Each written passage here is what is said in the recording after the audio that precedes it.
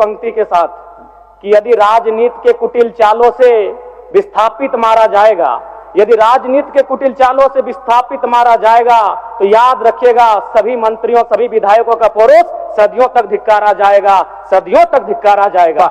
मैंने ऐसा नहीं होता है। आप एक बार चलिए मेरे साथ, हर जगह विस्थापित लाठियां खा रहे, गोली खाए अध्यक्ष महोदय, मामूली विषय नहीं है। सीधे सर पे गोली मारा गया विस्थापन के नाम पे। केवल प्रक्रिया प्रक्रिया प्रक्रिया नहीं, मैं विश्वास करने वाला हूं इस पे नहीं। अध्यक्ष महोदय आपको हाथ जोड़ के विनती करते हैं। ठीक है ठीक है ठीक है। माननीय सदस्य जयराम जी, माननीय सदस्य, आपको तो पिछले कार्रवाई के बारे में माननीय मंत्री बता रहे हैं। अब थोड़ा सा काम बाकी है, थोड़ा काम बाकी है। शीतकालीन सत्र से पहले निराकरण हो जाएगा, हम तो ही कह रहे हैं। अभी मानसून सत्र में है, शीतकालीन सत्र से पहले आप निराकरण कर दीजिए। माननीय मंत्री जी प्रयास तो करिए। गोली खा रहे अध्यक्ष महोदय, कपार पर गोली मारेंगे। शीतकालीन सत्र से पहले ही होगा।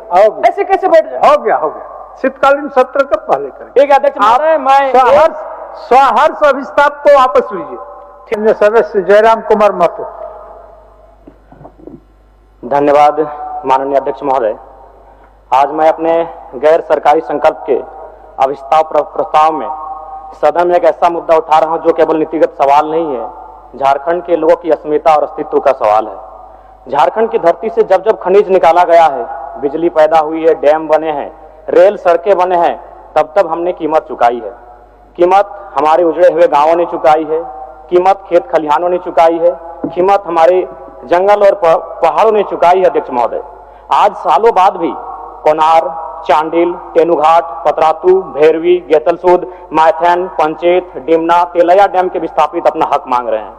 ECL, BCCL, CCL, Tata, TISCO, TELCO, Jindal, HEC, HURL, Hindalco, Dalmia, NTPC, PTPS, KTPS, TTPS, BTPS, CTPS, SAIL, Vedanta कंपनियों द्वारा विस्थापित झारखंडी आज भी न्याय की भीख मांग रहे हैं। महोदय न्याय तो नहीं मिला पर नौकरी मांग रहे प्रेम महतो को सीधे कपार पे गोली दागी गई। ये इस राज्य की दर्दनाक सच्चाई है। अध्यक्ष महोदय सिंदरी, बागमारा, बड़का गांव में आज लगातार लोग विस्थापन के मामले में संघर्ष कर रहे हैं और उन पर जबरन एफआईआर हो रहा है, लाठियां चार्ज की जा रही है। ये हमारे राज्य की सच्चाई है। अध्यक्ष महोदय भौरा, सुरुंगा, पहाड़ी गोड़ा में जबरन रेती जमीन पर ओवी डंप किया जा रहा है। शासन प्रशासन मौन और मुख दर्शक बनकर केवल तमाशा देख रही है। अध्यक्ष महोदय छोटकी बउआ में हेवी ब्लास्टिंग से गांव जमींदोज हो चुका है। अध्यक्ष महोदय विस्थापन यानी जमीन का संघर्ष का लड़ाई। आज भारत और पाकिस्तान की जो लड़ाई है वो पीओके जमीन का मुद्दा है। आज भारत और चाइना की जो लड़ाई है, डोकलमाम अरुणाचल प्रदेश और जमीन की लड़ाई है।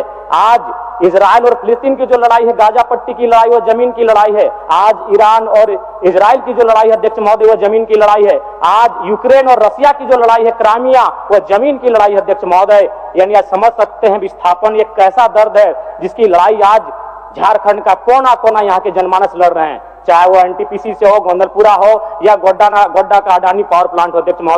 अध्यक्ष महोदय जमीन के लिए आप देख सकते हैं पूरे विश्व के परिस्थितियों का आकलन करें तो एक देश दूसरे देश पर परमाणु बम दाग रहा है जमीन के विवाद में। अध्यक्ष महोदय आज झारखंड के हर एक विस्थापित के सीने में भी परमाणु बम है, लेकिन उसे आस्था इस लोकतंत्र पर, उसे आस्था इस विधानसभा पर कि कभी तो कोई नीति बनाएगा और उनकी समस्याओं का निराकरण करेगा। अध्यक्ष महोदय लोग 7 दिन में उत्तर का प्रति उत्तर देते हैं, लेकिन आज हमारे विस्थापित, आज हमारे रैयत 70 सालों के बाद भी ये आस्था लगाकर बैठे हैं कि इसका शायद कोई आके नीति बनाए और उनकी समस्याओं का निराकरण करे। तो अध्यक्ष महोदय मैं माननीय मंत्री महोदय से आग्रह करता हूं कि वह स्पष्ट करे विस्थापितों की समस्या के निराकरण के लिए विस्थापन आयोग का गठन, पुनर्वास आयोग का गठन कितनी समय की अवधि में करने जा रहे हैं? माननीय मंत्री जी। माननीय सदस्य ने जिन बातों को उठाया है विस्थापन की समस्या को लेकर के, और इन्होंने स्पष्ट पूछा है कि 90 दिन से अधिक बीत चुके हैं, सरकार विस्थापन आयोग गठन की तारीख तय करने के संबंध में वो जानकारी चाहते हैं। मैं आश्वस्त करना चाहता हूँ सदन के माध्यम, आपके माध्यम से अध्यक्ष महोदय, कि सारी प्रक्रियाएं पूरी कर ली गई है, विधेयक भी कंप्लीट, बहुत अतिशीघ्र जो है ना विस्थापन आयोग का गठन होने जा रहा है। इसलिए माननीय सदस्य आग्रह करेंगे कि अभिस्ताव को वापस लें। अध्यक्ष महोदय मैं आपको जानकारी दे दूं कि आज से ठीक 3 महीना पहले बजट सत्र चल रहा था और उसी बजट सत्र में हमारे माननीय विधायक जी बैठे हैं रोशनलाल चौधरी बड़का गांव से, इन्होंने यही प्रश्न किया था और माननीय मंत्री महोदय का उत्तर था 90 दिनों के अंदर विस्थापन आयोग का गठन किया जाएगा। तो कैसे मान लिया जाए माननीय मंत्री महोदय, मैं आपका आदर करता हूं, आपका सम्मान करता हूं, आप मेरे बड़े भाई स्वरूप हैं, लेकिन सरकार की कथनी और करनी में बहुत बड़ा अंतर है अध्यक्ष महोदय। इनका यही सवाल था और माननीय मंत्री महोदय का उत्तर था कि 90 दिनों के अंदर विस्थापन आयोग का गठन कर लिया जाएगा। 90 दिन समाप्त हो चुके हैं, तो मैं कैसे विश्वास करूं कि किन 90 दिनों में आप विस्थापन आयोग का गठन करेंगे अध्यक्ष महोदय। इसीलिए मैं चाहता हूं कि आज वो स्पष्ट कहें कि कब तक इन नीतियों का निराकरण करेंगे। माननीय मंत्री जी, 90 दिन के अंदर विस्थापन आयोग निर्माण करने के लक्ष्य में आप क्या क्या एक्सरसाइज किए हैं, क्या क्या किए हैं, कहां तक किए हैं, जानकारी दे दीजिए। अध्यक्ष महोदय, सारी प्रक्रिया नियमावली की गठन हो चुकी है, विधि विभाग से परामर्श हम लोग प्राप्त कर चुके हैं, कार्मिक विभाग से, मैंने प्रक्रियाधीन है कैबिनेट की प्रक्रिया में, इसलिए मैं आश्वस्त कर रहा हूं कि बहुत जल्द अति शीघ्र विस्थापन आयोग की गठन हो। माननीय सदस्य अपना विस्तार वापस करें। ठीक अध्यक्ष महोदय, अध्यक्ष जयराम जी, समय ज्यादा नहीं, महत्वपूर्ण विषय है महोदय, आप हम आप ही को सहयोग कर रहे हैं।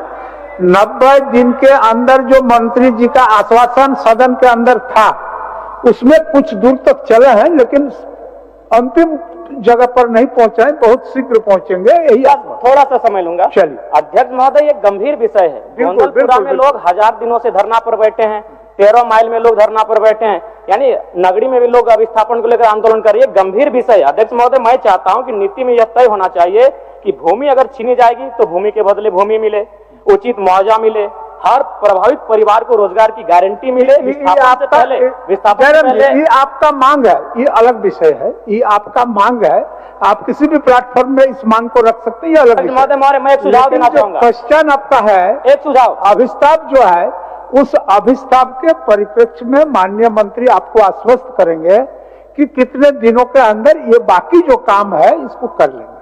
चलिए, बाकी काम जो बचा है, हमने तो स्पष्ट कहा अध्यक्ष महोदय, इसमें समय सीमा की बात ही नहीं है, प्रक्रियाधीन है ये कैबिनेट के लिए। बहुत जल्द यथाशीघ्र हम लोग गठन करने जा रहे हैं। हो जाएगा। इसलिए 1 मिनट का समय दे दिया जाए, 1 मिनट बोलिए। मैं माननीय मंत्री महोदय से जो मामले वर्षों से लंबित हैं उनके निष्पादन के लिए ट्रिब्यूनल कोर्ट का निर्माण किया जाए। भारतीय संविधान अनुच्छेद 323 संसद और विधानमंडल को कुछ विशेष विषयों जैसे भूमि सुधार, औद्योगिक विवाद, विदेशी मुद्रा जैसे संबंधित विवादों के निराकरण के लिए। माननीय सदस्य, आपका गैर संकल्प में जो विषय आपने लिखा है उसी के बारे में बोलिए, ये आपका अलग विषय है, रिलेटेड है। हाँ नहीं, ठीक है, ट्रिब्यूनल का संबंध भूमि विवाद से है, विस्थापन से है।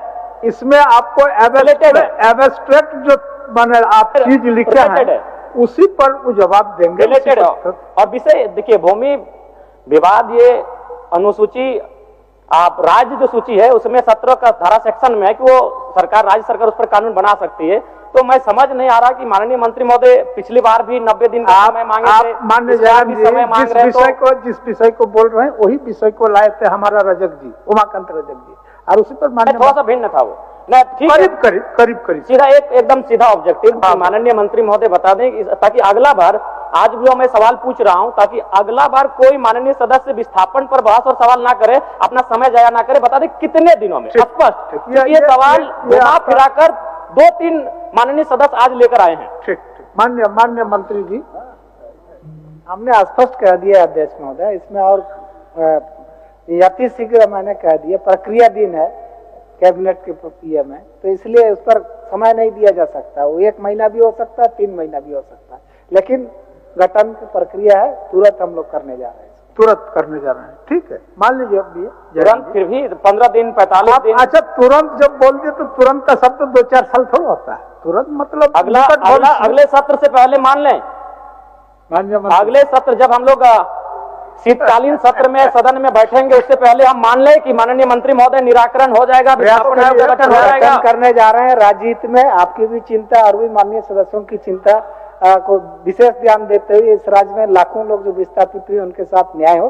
सरकार गंभीर है और हम लोग गठन करने जा रहे हैं, इसलिए आप इस को वापस करें। माननीय अध्यक्ष महोदय, ऐसा नहीं होता है, आप एक बार चलिए मेरे साथ, हर जगह विस्थापित लाठियां खा रहे, गोली खाए अध्यक्ष महोदय, मामूली विषय नहीं है।